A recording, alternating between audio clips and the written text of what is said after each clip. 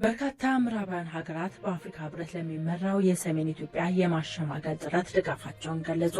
ተጨማሪ ያለን የአፍሪካ ህብረት ፌዴራል መንግስትና ህወሓትን ለማሸማገል የሚያደርገውን ጥረት እንደሚደግፉ የአውሮፓ ህብረት አባል የሆኑ 22 ሀገራት ኤምባሲዎች አስታወቁ። ከ22ቱ አባል ሀገራት በተጨማሪ ዩናይትድ ኪንግደም፣ ኖርዌይና ካናዳ በተመሳሳይ ለዚህ የአፍሪካ ህብረት ሽምግልና ድጋፋቸውን ሰጥተዋል። ሀገራቱ ክፉኛ በድርቅ በተጎዳው ትግራይ ክልል የሚጀመር ወታደራዊ ግጭት ለሰሜን ኢትዮጵያ ህዝብ አስከፊ መከራን ይዞ ይመጣል ሲሉ አስጠንቅቀዋል። በኢትዮጵያ የሚገኙ የእነዚህ ሀገራት ዲፕሎማቲክ ተልእኮዎች ይህንን ያሉት ዛሬ ረቡዕ በጋራ ባወጡት መግለጫ ነው። በመግለጫው ከተካተቱ የአውሮፓ ሀገራት መካከል ፈረንሳይ፣ ጣሊያን፣ ጀርመን፣ ቤልጅየም እና ስፔን ይገኙበታል። የአውሮፓ ሀገራቱ እንዲሁም ዩናይትድ ኪንግደም፣ ኖርዌይና ካናዳ በሰሜን ኢትዮጵያ ያለው ሁኔታ በከፍተኛ ስጋት እየተከታተሉት እንደሆነ ጠቅሰዋል። ሀገራቱ ይህን ያሉት ባለፉት ቀናት በትግራይ ክልል የድሮን ጥቃቶች መፈጸማቸውን የክልሉን መንግስት የተቆጣጠረው ህወሓት የሚመራው አስተዳደር እየገለጸ ባለበት ወቅት ነው። ሁለት የድሮን ጥቃቶች በተፈጸሙበት ባለፈው ሳምንት ሐሙስ ዕለት ከ13 ሰዎች በላይ ጉዳት እንደደረሰባቸው ተዘግቦ ነበር። በዚህ ሳምንት ሰኞ ዕለትም እንደራ በተባለ አካባቢ በተፈጸሙ የሰው አልባ አውሮፕላን ጥቃቶች የአንድ ሰው ህይወት ሲያልፍ ሌላ ሰው ደግሞ መቁሰሉን የክልሉ ባለስልጣናት ተናግረዋል። ፌዴራል መንግስት እነዚህ ጥቃቶችን በተመለከተ እስካሁን በይፋ የሰጠው አንዳች ማስተያየት የለም። ይሁን እንጂ የህወሓት አመራሮች ጽምዶ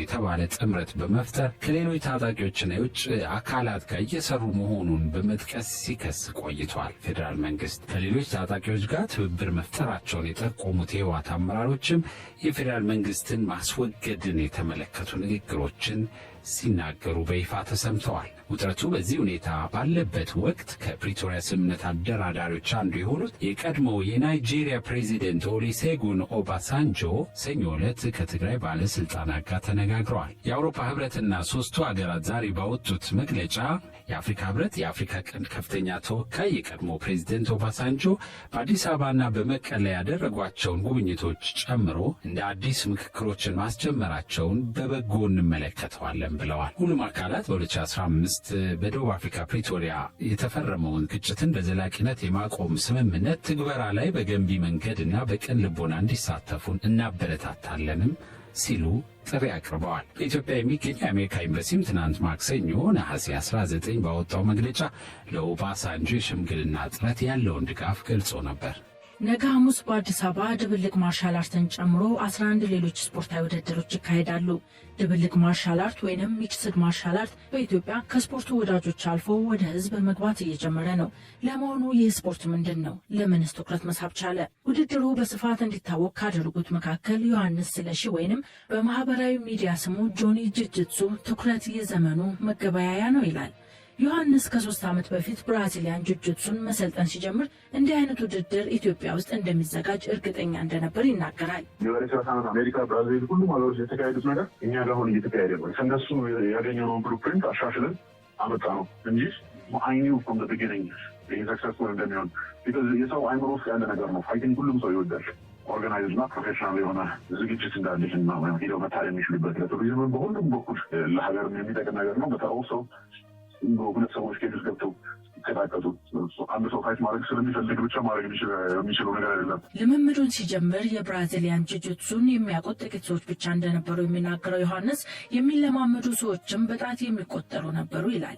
ሲጀምር ብራዚሊያን ጁጁትሱ ማንም አያውቁም ነበር። 50 ያላነሱ ሰዎች ነበሩ ትሬኒንግ ያደርጉ ስፖርቱን። እንደ ሌላ ስፖርት እንደ ኪክ ቦክሲንግ፣ ሙይታይ ቦክሲንግ ኢትዮጵያ ውስጥ እንደተለመዱት ስፖርቶች ስፔክታተር ፍሬንድ አይደለም። ከርቀት ስታየው አሁን ለምሳሌ ኪክ ቦክሲንግ ምናምን ፊልም እያየን ስላደግን ህጉም ባናውቀው ራሱ ይገባናል። በቃ ሲሰማ ዶክስኮ ጁጂትሱ ግን ፉሊ ኤክስፔሪየንስ ማለት አለብሽ። አንዳንድ ሰዎች ጁጂትሱ ትሬን እያደረጉ ራሱ ጀማሪ ሆነው ጁጂትሱ ግጥሚያ ሲያዩ ያላገባቸው ይሻላሉ።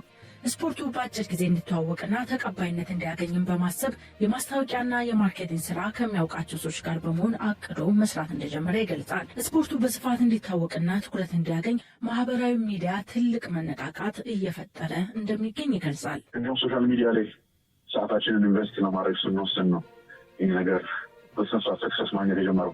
ጂማችንን ላጣ ነበር አሳምፋኝ ከሳንሽ የነበረው እችን ወደ ሶሻል ሚዲያ ላይ ኢንቨስት እና month later another person comes and decides to invest እና ሙሉ ጂም ሰራለን from the ground up more than $1 million አውጥቶ በጨለማ ክፍል ውስጥ የሚሰሩ ነገሮች ዶንት ሪሊ ማተርስ ላይክ የፈለገ ሀርዶር ቢሆን እያንዳንዱ ነገር በማውሳት ዶኪመንት መደረግ አለበት።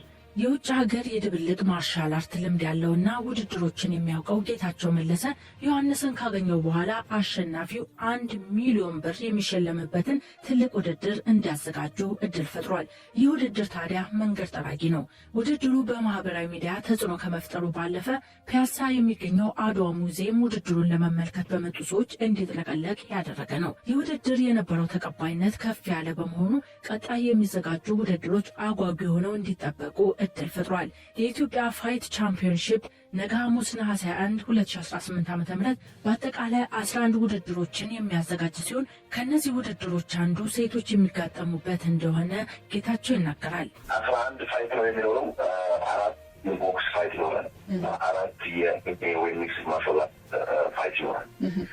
1 የሴቶች ፋይት ይኖራል ማለት ነው። ተወዳዳሪዎች ከ300,000 ብር ጀምሮ እስከ 5 ሚሊዮን ብር ነው ለምንከፍለው።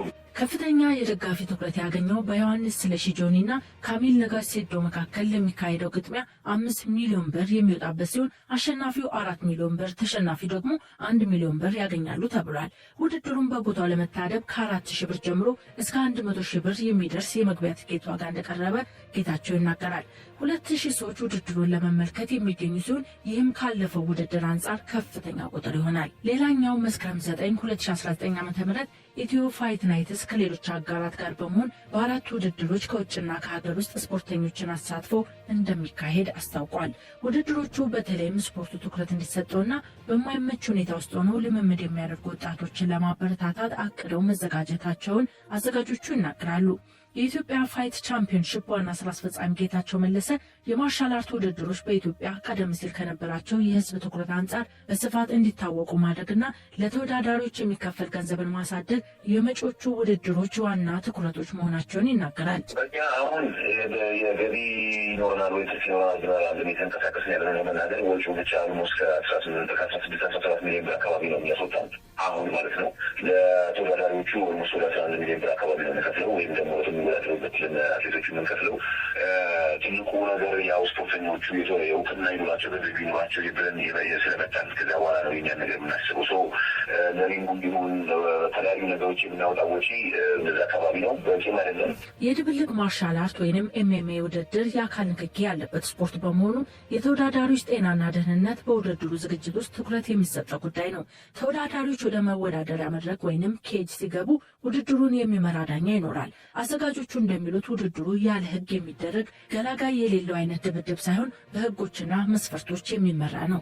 ተጠሪነቱ ለአዲስ አበባ ስፖርትና ወጣቶች ቢሮ የሆነው የአዲስ አበባ ኪክ ቦክሲንግ ማህበር ፕሬዚዳንት ዳንኤል መኮንን ቢሮው ስለሚያደርገው ድጋፍ ይናገራል። እያንዳንዱ ነገር በመከታተል ዳኛ በመመሰብ ዳኛ በማሰልጠን ስፖርተኞች ተገቢውን ጥቅም እንዲያገኙ ጤናቸው እንዲጠበቅ በማድረግ ውድድሩ ይደግፋል። ከተጠቃችን ማለት ነው።